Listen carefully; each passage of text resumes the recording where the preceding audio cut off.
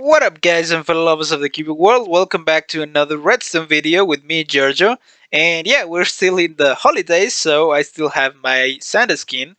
And yeah, today's tutorial is for a storage system, a multi-item sorter storage system. And today I'm gonna show you the easiest way to make one. So we're gonna start by selecting our storage device. Right now I'm gonna use chests because over there we have shulkers. It works with shulkers, chests, barrels, any storage device that you want, even droppers. And yeah, we're gonna select how many chests we want to have in one row. For example, for this one I'm gonna use 5. Well, actually 4. Let's use 4 because it's a little bit quicker. We're gonna add a hopper to the back of each of them and one extra one. Then we're gonna start with the first hopper. Actually, we have to read the one on top of it, and we're gonna read it, of course, with a comparator that will be facing into a solid block, then a redstone torch, and a repeater reading the redstone torch on 3 ticks, and then a redstone dust. I will explain how it works in a minute. Now, to be able to stack this system one on top of each other, we need to put the next comparator one block of offset and a solid block behind it. So like that. Also, we don't want the redstone torch on this side. We want it on the opposite side. Then the same repeater on the with the 3 ticks and 2 redstone dust. We're gonna do the same module 1. We're gonna call it module 1 one more time to finish up with the hoppers. And yeah, let's add one more chest so you can see how module number 2 is built again. So module number 2 again is a comparator, redstone dust, repeater on 3 ticks, and a double redstone dust. So like so. And it's stackable basically infinitely. Well, not infinitely because we have a world height limit, but yeah, you know what I mean. And the way it works is you have to fill the chests with whatever items you want. For example, I'm gonna fill this chest with iron blocks and with redstone dust. Oh, yeah, there we go. Iron blocks and redstone dust. The next chest I'm gonna fill it with repeaters and comparators, just like so. And the next one with torches. Next one with observers. And we're gonna leave the final one empty so that it doesn't have an item programmed into it, and now all the items that don't find a spot in the previous chest are gonna end up in this bottom chest. So now that each chest has an item programmed into it, or well, some of them more than one item, we can toss one into the hopper. And as you can see, it's gonna go into the first chest, but it doesn't. If it doesn't have a place in the first chest, it's gonna go into the second one and find its place. If it doesn't, well, if it can find a place in the second one, third, or fourth one, well, actually in fourth one it did.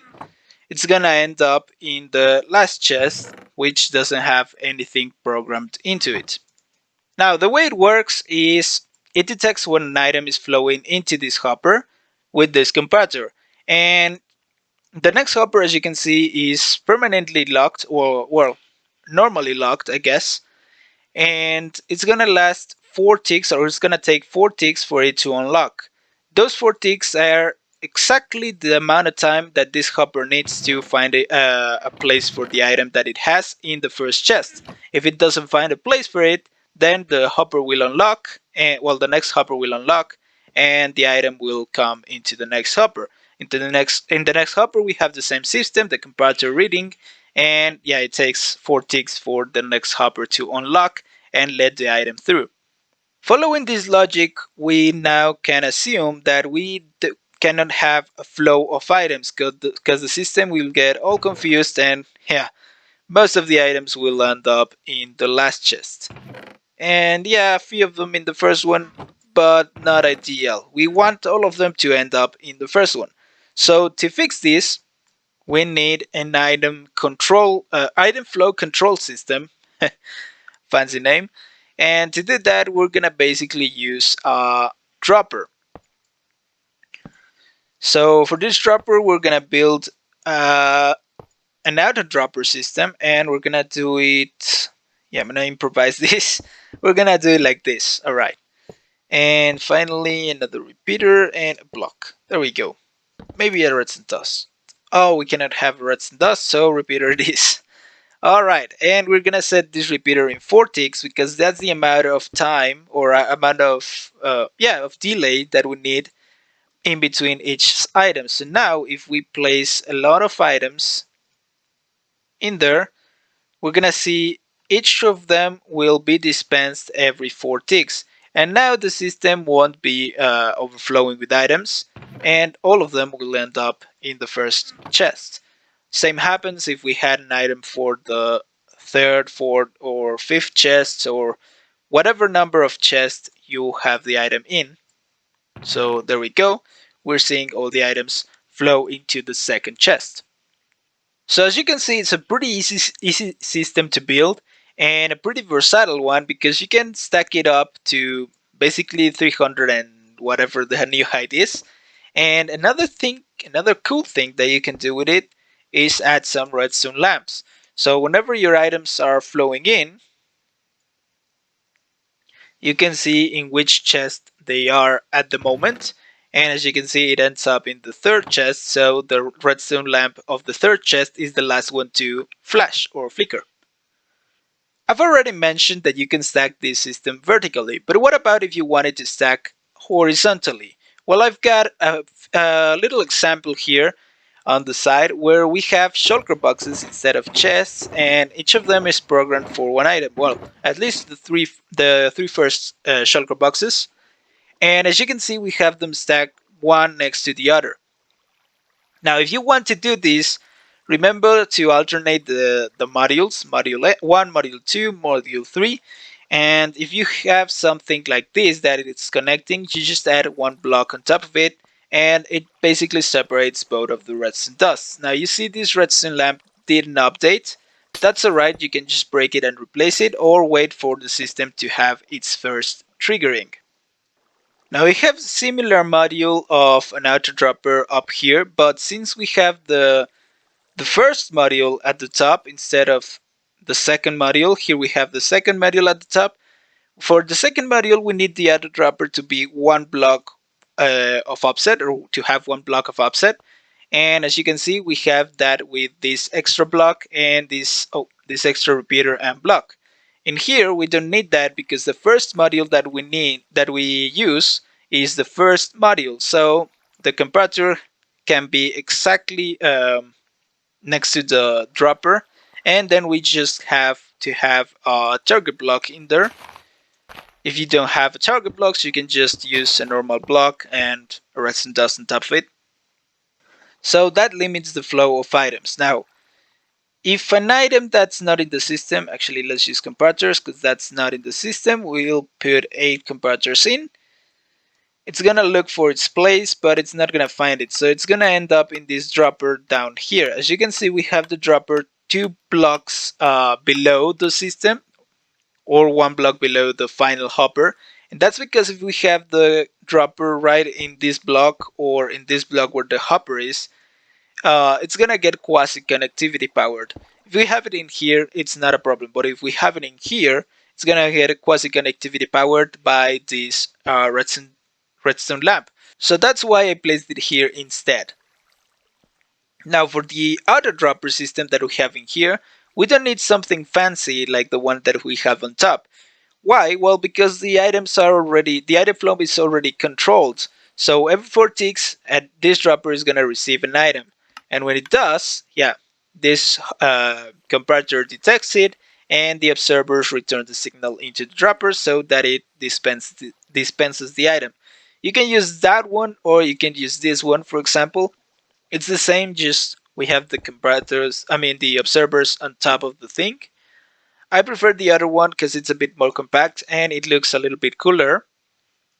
So when an item goes into this dropper, it's gonna auto dispense and it's gonna flow all the way to here and then upward, and then all the way following this water stream into this hopper. This hopper is gonna come into this new dropper. We have the same auto dropper system that we have in the first module, and it's gonna control the item flow for this next system. Since we have no, actually I forgot a redstone lamp there.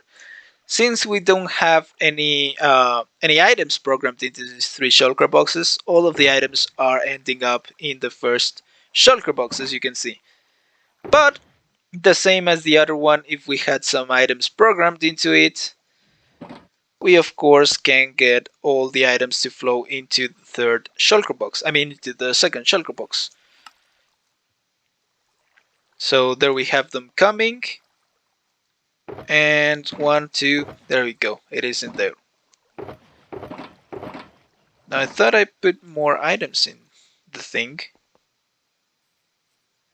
Oh, because I put them in the hopper, not in the dropper. Yeah, remember you have to place them in the dropper, not in the hopper directly, because otherwise the system, yeah, it will break. Now we have 3 items, or well, the 3 extra items flowing in, and as you can see, all of them end up in the second shulker box of the second module. So that's basically the system, guys. It's a pretty easy system, the easiest multi-item sorter that I could come up with. And I actually didn't come up with right now. I did like 3 years ago for one of my worlds. Um, I will show you where I used it and in a moment. But here are the 2 modules so that you can decide which one to use depending um, on your system. So here we have them. Here they are, pretty easy. First one needs 1 comparator, 1 redstone torch, 1 repeater on 3 ticks, and 1 redstone dust. Second one needs 1 comparator, 1 redstone dust, torch, 1 repeater on 3 ticks as well, and 2 redstone dust. So 1 more extra redstone dust than the other one, and of course 1 extra block, well actually 2 extra blocks. This is one example of what you can use your system for. This is my world of before I had YouTube. This is where I played. It's a single player and we have the same system, the same storage system. We put all the items into this chest and it takes them into, well, the system. As you can see, we have the redstone lamps and we have some chests with everything programmed. The ones that I don't have programmed is because I don't have enough items to program them, so I just a temporary item. But as you can see, everything else that is programmed has items in it. And yeah, it's perfect because I can just dump everything in here and it's gonna sort it automatically into my storage system. Here I also have this chest for shulker boxes, so if I had a shulker box full of items, I can just dump it in here and it will unload the shulker and it will put it into, well, it will put the items into the system and sort them out. As you can see, it's a pretty neat system. It's super easy. It's not the fastest, of course. It's 4 ticks per item, but yeah, it's pretty easy to do, pretty compact, and super cheap. So yeah, be free to use it in your world if you want. After it finishes with this chest, I have a bulk storage with a normal item sorter. This is the behind the scenes. As you can see, it's a normal item sorter for the bulk storage, and down here we have all the multi-item sorter. The multi-item sorter system. As you can see, is the same one as I just showed you, and yeah, it's pretty easy to do. And yeah, guys, that's basically all for the tutorial. I hope you liked it. If you did, you know what to do. And also consider subscribing for more content like this.